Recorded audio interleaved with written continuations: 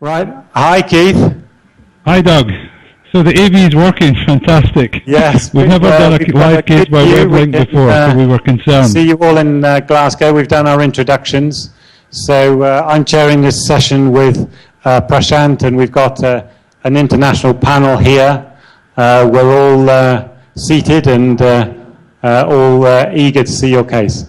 Great. Well, thanks very much, Doug. So first of all, thanks to Jim and Olivia and the organisers for inviting us to contribute a live case to this meeting. It took a little bit of organisation, but it's all come together nicely in the end. Thanks also to the patient who's agreed to allow us to do his case live. So I'm joined in the cath lab today by Mitchell Lindsay, one of my colleagues. Mitchell followed Jim Nolan's footsteps to Amsterdam many years ago and did a fellowship with Ferdinand Kimene, so he's been a committed radial operator for many years now. And Barry Hennigan is our interventional fellow last year, research fellow this year. He's going to introduce the case, and the case actually is a patient who's in one of the studies that Barry's running. We've also got in the cath lab Philip, Laura, radiographer, Stephen's a scrub nurse, and Linda's a physiologist. So, and just before we start, I just want to, in case I forget, I want you guys to have a straw poll at the end as to whether Jurgen Klopp will be at Anfield before or after Christmas. So you can let me know the result when I get there tomorrow. So Barry, if we could have the slides up, Frederick, great. So, good morning everyone. I'll just take you through this case. So this is, okay, next slide. This is Mr. DC. He's a 65-year-old gentleman. It's baseline class 2 angina, and that's since his end-STEMI in 2009. He had an angiogram at that time which showed moderate LAD disease and mid-RCA disease, which was managed medically. He was admitted with unstable angina on the 12th of June this year. He had a negligible high-sensitivity troponin T of 22. He had a 3-week history of preceding crescendo angina. Echo on admission showed normal LV function, normal valves, and he was discharged home for outpatient angiography. Next slide. In terms of his background, he's quite extensive comorbidities, including a previous CVA, recurrent TIAs. He's got a mild residual right hemiparesis. He mobilizes with 2 sticks. He does have a chronic thrombocytopenia of the order of 70 to 80. This has been investigated before, but they've been unable to find any hematological cause or malignancy. He's type 2 diabetic, but he's good control with a HbA1c of 53. That was this month. He does have an eGFR of 43, hypertension, psoriasis, previous seizures, and he's polymyalgia as well. Next slide, please. In terms of his diagnostic cath, this was performed on the 30th of June, and it showed angiographically moderate but possibly significant prox to mid LAD disease. FF4 was performed, and this was 0.76. We proceeded to measuring his coronary flow reserve with, first of all, by Doppler using a combo wire. This was 1.7, the ischemic cutoff being 2.0. CF4 by thermodilution was 1.6, which agreed quite well with the Doppler measurements. He also had a focal mid-right coronary lesion. FF4 was not performed at that time. Next slide, please. Flow reserve with so this just shows the combo wire trace. So you can see here that his CF4 is 1.7 and his FF4 is 0.76, putting him in the grey zone of between 0.75 and 0.8. You can see that the Doppler CF4 is measured by a ratio of the average peak velocity at base at the bottom left-hand corner to average peak velocity at hyperemia. Next slide, please. So he was included into the grey zone study, and he went for a 3T coronary or cardiac MRI. Fortunately, this was abandoned due to claustrophobia, so we booked him for a dobutamine stress echo. Unfortunately, the results of this are blinded. However, you can see his ECG over here, on the right-hand side, with anterior ST depression of 14 minutes with dobutamine on board. Subsequent to this, he developed a TIA and was admitted to the Queen Elizabeth University Hospital in Glasgow. MRI only showed deep white matter ischemia and no acute infarct. He had moderate plaque in his internal carotids, which was heavily calcified. We therefore deferred his PCI due to his TIA for a couple of weeks, and he's here today as a result. Okay, so thanks very much, Barry. So it's a complex case in terms of obviously multiple comorbidities. Clearly, as many of you will know, we have a major interest in coronary physiology, and the study that this patient is in is a BHF-funded, essentially a randomized controlled trial, where we are taking patients who've got grey zone FFR values and randomizing them to PCI or plus optimal medical therapy or optimal medical therapy alone.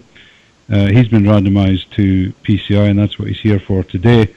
And I think we can either stop now and have a chat with you about the case presentation, or we can, if you wish, show you the coronary angiogram. We've got 3 shots that we've taken today. Just to mention the radial access, so he had radial access the first time, of course, and he had radial access again this time, right radial again, a little bit tricky, but a 6-French guide is in position without any significant problems. Be good to know about his current symptoms. So in June he was very symptomatic. Is he still symptomatic with? He has functional class 3 dyspnea with minimal angina at the moment. Okay, I think that it would be good to get on and have a look at the angiographic images. Okay, great. So if we could switch to angiography. So because his EGFR is a little bit depressed and he's diabetic, we've not done a full diagnostic angiogram here. Specifically, we haven't taken any pictures of the right so far, although there is some moderate disease in the right. If we have time, we may come to that. So here's a spider view. And if we switch now to there's a steepish sort of areocranial next view. You see the angiogram, Doug? Yeah, we can see it very well. Okay. Actually, just go back one, Laura.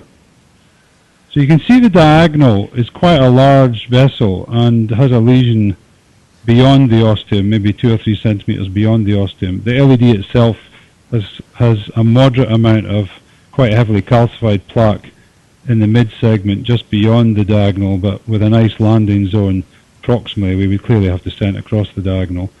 And remember, it's the LED vessel that has an FFR of 0.76 and 2 CFR values, both of which are also ischemic by different techniques. Okay, forward. And we still couldn't quite see the origin of the diagonal in this orthogonal view, so next we've gone to quite a steep areocranial here with about 42 degrees of areo on it. And you can see this moderate calcified plaque in the mid-LED just beyond the diagonal, and then the diagonal itself with a lesion that is slightly concealed in this view. So I guess a number of things that you might want to discuss with the panel, Doug. One of them is the functional testing that's been done already, both invasive and non-invasive functional testing. Second thing would be the strategy for treating this percutaneously. And thirdly, we might want to talk about stent choice. Mitchell and I were discussing the fact that obviously he's got quite a number of risk factors for bleeding. And so, that obviously impacts on the potential stents we use. So, what are you in the panel? Keith. I think it would be good to stop here and open that up to my co-chair and panel members for some comments on those points. Julian, do you want to kick off? Stents we use. Hi, Thanks, Keith. I think it would be good to stop here and open that up to my co-chair and I guess one question is whether you believe the diagonal to be functionally significant. And I guess the second part of that is whether that's disease is so close to the bifurcation that you're going to end up with a strategy. And I guess the other question is stop here and open that up to my co-chair. I guess one question is whether you believe the diagonal to be functional. Keith, I'm not sure whether you heard that. Julian Bale from Adelaide, Australia, his questions were in terms of the PCI strategy. Do you think the diagonal is significant, and do you think the LAD is calcified enough to consider rotablation? Keith, I'm not sure if you heard that. Good question. So just to mention, Doug, that we're getting quite a bit of feedback on the other microphones, but not on yours. Yours is fine. Strategy. So, yeah, that's a good point. Mitchell, you want to sort of pick that up? Okay, so I think we would plan to test the functional significance of the diagonal first as the first strategy, because if we do what we plan to go on and stent the LED, we'll stent across the ostium of the diagonal. So the first thing we plan to do is assess the functional significance of the diagonal with the pressure wire, and if significant, treat it in its midsection. The ostium of the diagonal looks okay, and I wouldn't expect a problem with stenting across it. The other issue with regarding to calcification of the LED, I think it's likely it'll be okay just with the balloon technique, and I don't think it will need debulking. Keith and I were discussing off camera whether we would take a cutting balloon or perhaps an angiosculpt to it up front, but what we'll start with is a wire and take some non-compliant balloons, and if they fully inflate and we're happy with just LED stenting without the need for rotational atherectomy at that stage. Balloon technique, and I don't think it will need debulking. Keith and I were discussing off camera whether we would take a cutting balloon or an angiosculpt to it up front, but what we'll start with is for angioplasty here, and are you happy with that strategy? Yeah, thanks. This is Prashant Kaul, Chapel Hill, North Carolina. I think that's a reasonable initial strategy. Angiographically, the lesion is at least moderate, and I think the physiological data would certainly support moving forward with the recent symptoms and cardiac enzyme elevation. So I think that is a reasonable strategy. I also agree that you may be able to get away without atherectomy, but I think a cautious approach with the initial balloon will probably help. One question I had regarding the physiological... Just in the room, just in case we call for it. Routinely do coronary flow reserve, or was that part of the trial that this patient is in? When you do FFR, do you always do coronary flow reserve as well? The initial balloon will... So, no, but we do a lot of CFR, thermodilution CFR at the same time as... is that part of the patient is in? When you do FFR, do you always do coronary flow reserve as well? So with the St. Jude system, we can do thermo CFR at the same time as FFR. But this patient had CFR done because he's in the study. CFR, thermodilution CFR at the same time as... was that part of the trial this patient is in? When you do FFR, do you always do coronary flow reserve as well? So with the St. Jude system, we can do thermo CFR at the same time as FFR. But this patient had CFR done. Hi, Keith Mitchell. It's Nick Cruden here. Case, I'm happy to comment on the strategy, but I don't know very much about CFR, so I will just embarrass myself, I think. I think your strategy is very sensible. Like you, I'm not sure the diagonal is functionally significant, but doing a pressure wire will address that question. There is quite a lot of calcium around. I think, I suspect the patient's body habitus probably masks it a bit. I would be concerned about whether you are going to need to do atherectomy. I wonder whether intravascular imaging in the LED might help. If you can see a napkinning of calcium, then it might encourage me to go up front with a rotational atherectomy. Let's go back to the 10 RAO 35. Very sensible. Okay, thanks for those comments, Nick. Well, so, balloon first before atherectomy. in my case, probably I will use balloon first. Keith, I think we're all voting for balloon first or IVUS assessment of the LAD lesion with regard to rotational atherectomy. There's not a huge amount of concern that this diagonal is ischemic from the angiographic projections we've seen. No, that may be true. Spider, please. So, maybe we should just go to the angio now, Doug. And so we're going to use, as part of the contrast, thanks. As part of this case, we're using a pressure wire that you may not be familiar with. It's a fiber optic system, and the advantage of the fiber optic, it's made by OpSense. The advantage of the fiber optic system is that it basically has zero drift. So I guess one of the things that may irritate people about pressure wire is that with the piezoelectric systems such as St. Jude and Volcano, you often get drift, and sometimes the drift occurs. Did you see that fluoro? Yes, we can see the fluoro very well. Yeah, good. So this is first of all, it's a fiber optic wire made by OpSense, French-Canadian company. Olivia is very familiar with it. Can you store that fluoro? And okay, we're just replaying the fluoro for you. So you could see there that the second thing about this wire is that it's got a core that goes from one end to the other, which is a different design from the other pressure wires. Makes it behave much more like a conventional wire. Now, of course, there's no doubt that modern generation of pressure wires are very good, but there are still some challenging anatomy. And in fact, this was pretty challenging, as you can see here. So I wasn't truly expecting it to be difficult to get this pressure wire down the diagonal, but it was holding up on the lesion a little bit. And then, of course, there's quite a tortuous segment there, and the wire was popping into a little side branch repeatedly. But as you can see, we've managed to get it through there now. So I guess that's a testament to how well this wire handles, because that certainly wasn't straightforward. So we've gone out another little branch distally, but we're through the main lesion. So what we're going to do now, just to confirm one way or another whether or not this diagonal is significant, is we're going to use IC adenosine in the first instance, partly because it's quick.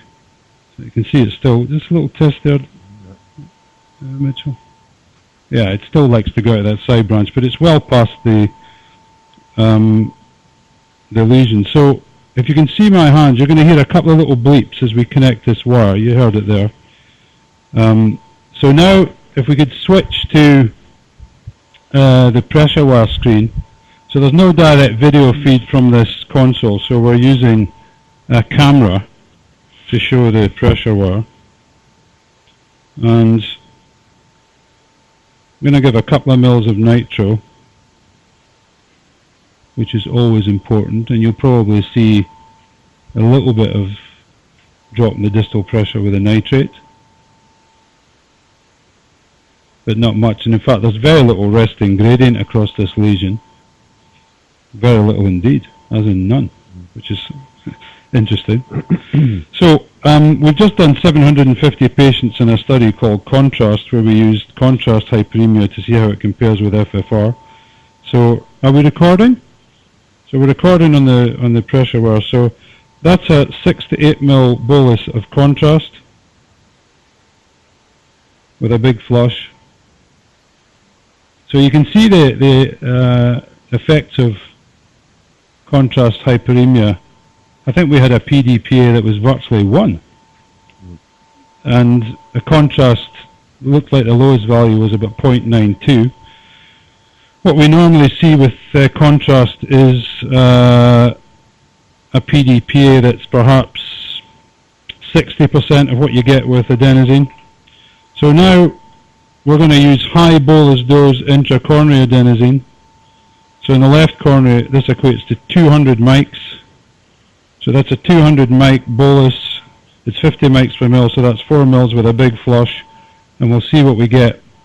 A little bit of slowing of the rate there, which is interesting because you normally don't get that in the left coronary. And now we'll see what we get with a high bolus dose adenosine. So a little bit lower when the contrast. You can see it's very, very stable there at 0.91, 0.92. Now of course, the IC bolus is wearing off. So I guess both with submaximal hyperemia with contrast and with maximal hyperemia, we've got a very negative value in the diagonal, which simplifies this case quite a bit. We were still planning to leave a wire in the diagonal, but I guess we can forget the diagonal, which is good. So what we're going to do now is switch the pressure wire into the LED. I'm not even sure that we need to even leave a wire in the diagonal with a result like that. Yeah.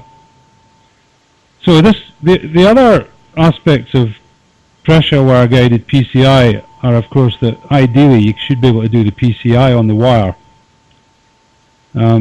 So, you know, making these pressure wires behave and handle like corner guide wires is obviously clearly a good idea.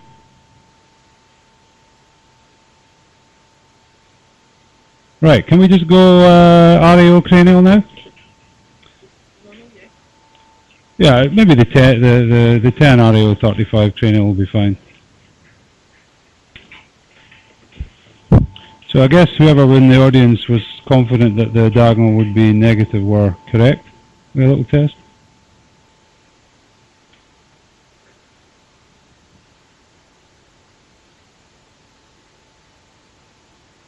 I put quite a bend on this because of the problems we were having with the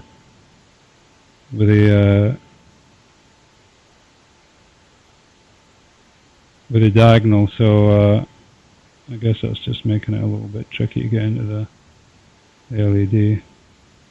And of course I've still got it hooked up at the other end. This is not a wireless system at the moment, but the wire's certainly handling quite nicely, even though I already spent quite a bit of time playing around in the diagonal with it. So Doug, I guess the step that the panel didn't discuss then was the question of stent choice here. So I don't know whether with all of the comorbidities and a platelet count of 80, frail, whether you want to discuss stent choice.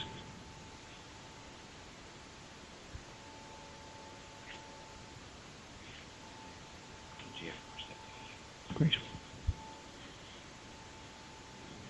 So you can see I flipped it in the end. I disconnected the wire and flipped it over just to get it down the LED, and it's certainly behaving very much like a coronary wire. So we're going to carry on and do the PCI on this wire.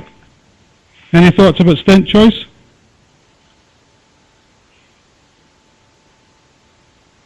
Have we lost the audio, Frederick?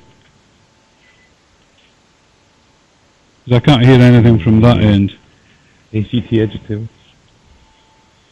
What's the... You connected it back up? Yeah, I connected it back up. I'll turn up to pressure. Show the physiology on the screen. So Frederick, I'm not hearing anything from Liverpool. 8-6. That way. Okay. Like to specify, Julian, would you be Mark, going for something like a biofreedom, or would you be going for a Zions? Or? Okay, so we lost you on audio there for a moment. I'd be comfortable with Zions, to be honest. I think 3 months of dual antiplatelet therapy. I think the question really is what you do about dual antiplatelet therapy more than which precise stent you choose, because a month or 3 months is not a big difference in terms of his chronic bleeding risk. It's more to do with what you do for the longer term and which agent you choose. Keith, can you hear us now? We can hear you now. Can you see the pressure wire screen? Yes, we can. Okay, so that's IC adenosine 200 micrograms again. I think unequivocally confirming that this vessel is ischemic. Keith, I had a question regarding the wire itself. So I may have missed this, but I didn't see the wire being normalized initially. Is that something that you did, or you? I assume you need to do that. No, we did that, and of course, we're going to find out at the end of this case, because whether the sort of zero drift that you get with the fiber optic wire is actually we can demonstrate it in this case. But yeah, we normalized it. and that so far we've disconnected the wire twice, and of course it's the multiple disconnections and reconnections that cause problems with the piezoelectric wires, and we've done FFR clearly in the diagonal and in the LED. Yeah, in terms of stent choice, so our thought in this case was that we would use the BioFreedom. The BioFreedom obviously is a polymer-free, drug-coated stent, so it's a stainless steel platform as with the Biomatrix, but there's no polymer. There's a surface modification of the stent to allow the Biolimus A9 to adhere to the stent surface. Of course, it elutes faster than it would do with a polymer-based device, but Biolimus A9 is quite lipophilic, and it has pretty avid binding to its target receptor. It's the same target receptor as all the limus compounds, obviously. The first-in-man data with a BioFreedom device is now 5 years old. It showed a late loss of 0.13 at 4 months. So clearly it was behaving like a conventional drug-eluting stent.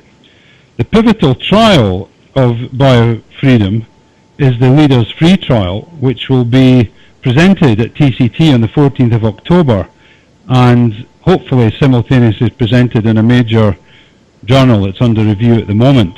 This was a 2,500 patient randomized trial of patients who were at high bleeding risk, just like Mr. Cowan here, excuse the name, and he would have been eligible to take part in Leaders Free. Recruitment obviously is complete and the 12-month follow-up is complete. The device is available, and we have been using it in high bleeding risk patients. And in the trial, the comparator arm was actually a bare metal stent arm. So these patients were considered to be at such high bleeding risk that bare metal stents were appropriate. And the DAPT duration in both arms was 1 month, which is very short. So not 3 months, but 1 month. And of course, all the patients have now been off their DAPT for a long time because they've all got to 12 months follow-up. And beyond that, interestingly, it was a double-blind trial. So the stents were labelled in such a way that you couldn't identify which stent was which, and when you take it out of the box, you can't tell. So it's quite interesting to run a double-blind stent trial for the first time for probably more than 10 years since the original Cypher and Taxis versus bare metal trials were done. So that is what we were planning to use in this chart to give us the opportunity to stop the DAPT at 1 month if we wish. Well, that's very interesting, Keith. I think we lost audio connection with you for a good 5 minutes. We did have some discussion. We saw very well the passing of the pressure wire, and it was interesting to see that new wire and how it handled. And we had a little bit of discussion in terms of stent choice. So that's to update you with what we've been discussing with the panel here. It would be interesting to ask the audience for a show of hands who's got any experience with a BioFreedom stent.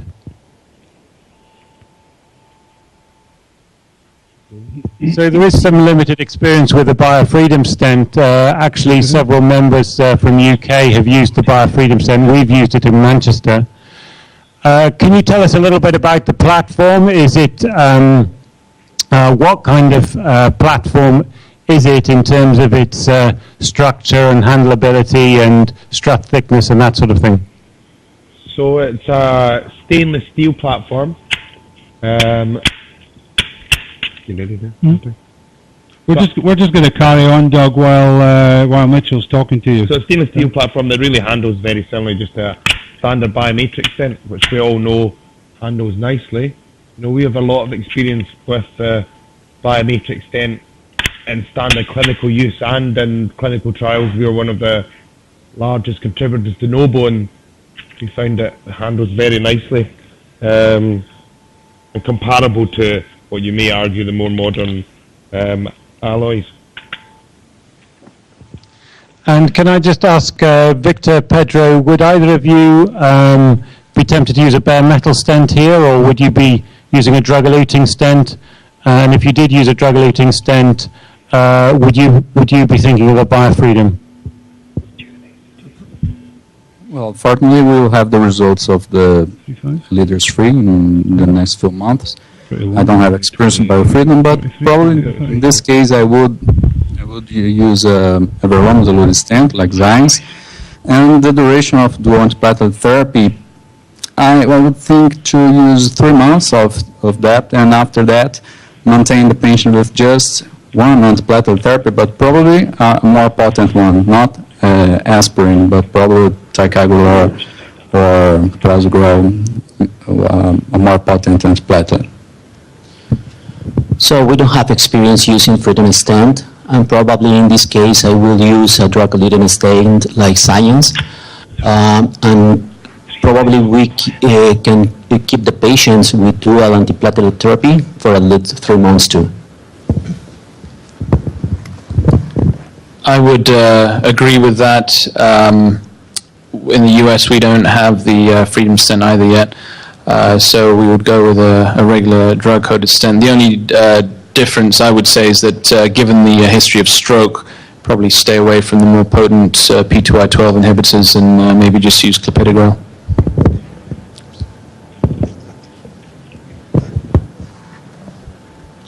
So how did you feel that dilated, Keith? Were you happy with the pre-dilatation? Yeah, we were happy. The 3.0 balloon went up pretty well. As you can see, the stent struggling. So we've chosen a 3.533. It's just struggling a little bit to get round the corner into the... I'm not too surprised at that because it is pretty calcified. So... yeah, it could be the lesion or it could just be the angle. I guess there are a number of options here. One of them is a buddy wire. Another option is a bit more pre-dill. I mean, ultimately we can get a guideliner out, obviously, if we have to. Wasn't planning to do that. Any thoughts there about what the next step would be when we can't deliver that 3.533 round that corner? Well, just to ask about the pressure wire, is the support of the pressure wire just same as a normal it's pretty routine wire? Yeah, this pressure wire is providing a sort of equivalent to support to a BMW. I mean, it's not, it's not a BHW, but it's pretty good support. We've used it quite a bit in PCI cases, so it's not a heavy duty support wire, but it's equivalent to a BMW. Comments on next step? Okay. Yeah, I think I would have done exactly as they have. I think the next step would probably be to pre-dilate with a non-compliant balloon, and then I think if I was still struggling to deliver anything, I'd probably reach for a guideliner rather than a second wire at this point. But I think you could do either, really. So the first balloon was a non-compliant balloon, but it was a 3.0. So we're going to take a 3.5 non-compliant in the first instance. This is one of these vessels where there's a lot of calcification, but most of it I think is deep, medial and adventitial rather than superficial. And obviously rotablation is not going to do anything here now anyway. And it was one of the reasons we didn't use it. I mean, the balloons are sailing down. I think we'll just go make sure we're absolutely over that. Yeah, I mean we're going to go there. Yeah, you can see there that there's a kind of... Did you feel that, sir? Yeah, okay. So a little bit of discomfort there, which probably means we're stretching the vessel pretty aggressively because it was actually... it was immediately the balloon was up. It wasn't ischemia. Be interesting to have a show of hands. Who would go for a guideliner before a buddy wire? So hands up for guideliner before buddy wire in general. And hands up for buddy wire. Okay, let's try the stent again.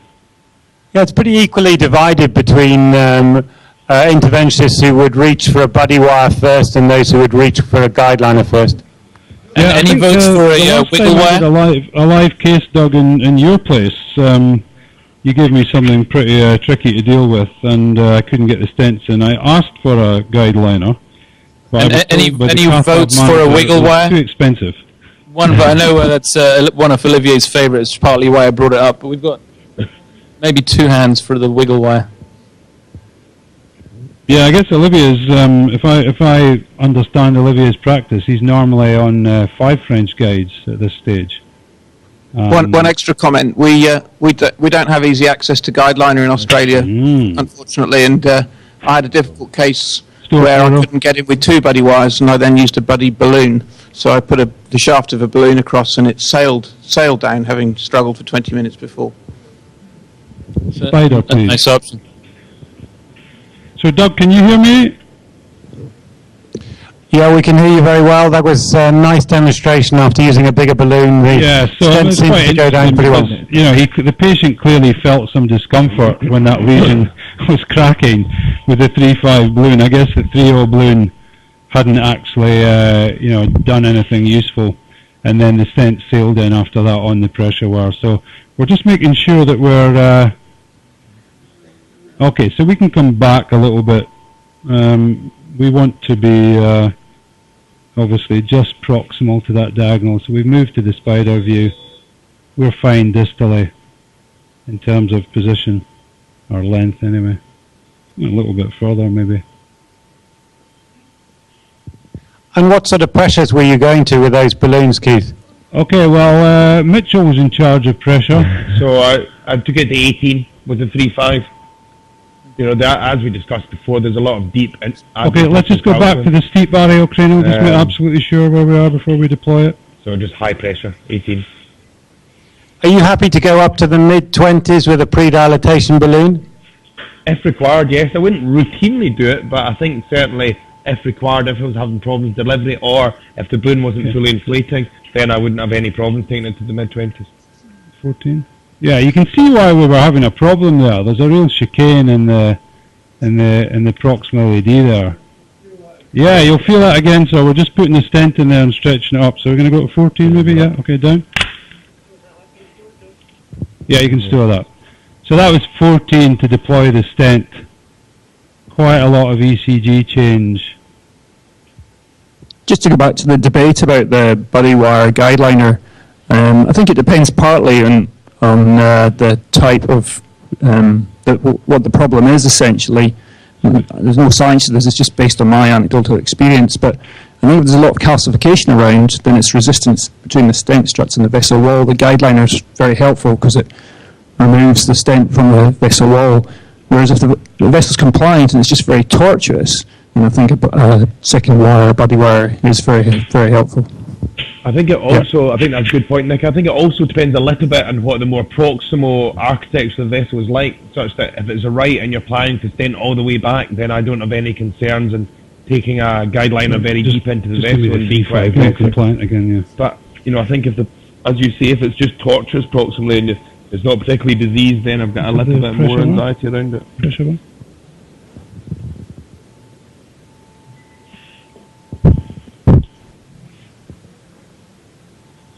So can you see the post-stenting angiogram there? Yes, Keith, we can see that. Looks like you have a nice result. Maybe some postal work that you can do in the proximal half of the stent potentially, but overall looks like it's a nice result. We're coming to the end of our time here in this session. So if you could just give us a summary of what your plan is going to be from here and your antiplatelet plan moving forward. Well, in the Leaders 3 trial, which in the spirit of the previous Leaders trial and of course Global Leaders, it was meant to be an all-comers study. And believe me, we put a lot of complex cases into that study. Multiple stents, we've done several 2-stent left main bifurcation cases, using different techniques, culotte and T. Of course, in the Leaders 3 trial, we don't know what sort of stents they were, but subsequently we've also done quite a bit of 2-stent left main work with a BioFreedom, open label BioFreedom, and we've stopped the DAPT at 1 month and we haven't had any problems. So we're beginning to get pretty confident about that strategy, and in this patient I would have no hesitation about stopping the, just because there's 4 atmospheres in the guide, stopping the second antiplatelet at 4 months. we're just going back in with the same 3.5 balloon that we used earlier. I didn't want to cross, so I put it up in the guide at 4 atmospheres just to profile a little bit, and then it crossed. So we'll give it 16, 18 here, and then just before you go, I want to, if possible, do we have 2 or 3 minutes? Sure. Minutes? Yeah. I just want to pull the pressure wire back at the end of the case, just to see whether, after all of this manipulation and... Keith, there was a request for you to repeat the FFR after that stent. No, we're absolutely going to repeat the FFR, and we're also going to pull the wire back just to see that we see what the drift is. Hopefully 0 or close to 0. So that's a 3.5, the same one we used to pre-dill, post-dill up to 18. He didn't complain of any chest discomfort at that time. The ECG changes resolved very quickly after the stent deployment. The flow in the diagonal looks good. The distal vessel looks good. So we'll give a little bit of nitrate. And Keith, your choice of P2Y12 agent here, are you planning to use clopidogrel? Yeah, he's already on clopidogrel, and that's partly related to the cerebrovascular disease element of his comorbidities, and of course, as you probably know, the stroke guys are super keen on clopidogrel. I mean, quite often they stop the aspirin and give people monotherapy with clopidogrel, but because he was being teed up for PCI, we've given him he's on both. So actually, my preference, to be honest, would be to stop the clopidogrel at 4 weeks, which is what we've generally done, and it's what we did in the trial. So if you can switch to pressure wire. So we've still got a reasonable gradient. I've got this wire sort of pretty well flipped over big time distally. So we've got a PDPA there in the mid vessel, just maybe 2-3 centimeters beyond the stent of 0.9. We've been getting some block with adenosine, so we'll maybe give 150 instead of 200. The dose response curve is pretty flat above 100 anyway. Big flush, and then back onto pressure.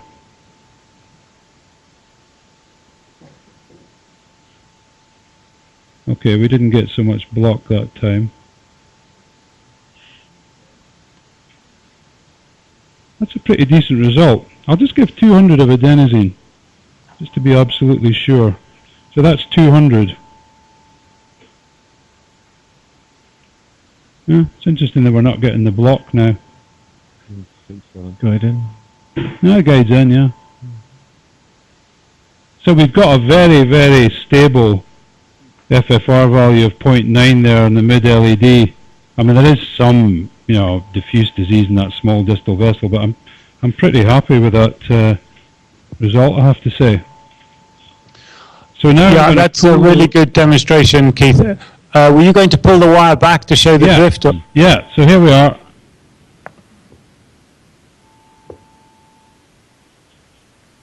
Oh, just go back onto pressure wire, guys. I'm just going to flush it.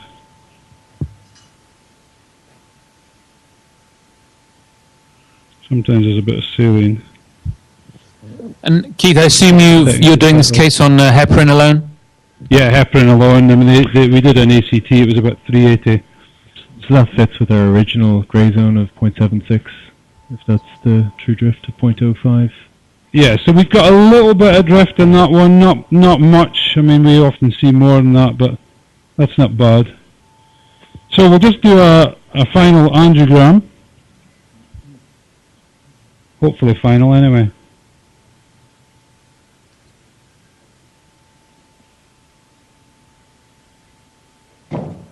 Yeah, that's pretty good. Any comments? Spider, please. I think it's been a great case, Keith. We've had some really interesting discussions, and we're going to move on to the next session, but thanks very much for showing us that new pressure wire, the biofreedom stent, in a very interesting case. So thanks very much indeed. I'll hand over now to the chairs of the next session, Ian Gilchrist and Jim Nolan. Thanks very much, Keith. Cheers. So, can we ask the panel to come and join us at the front?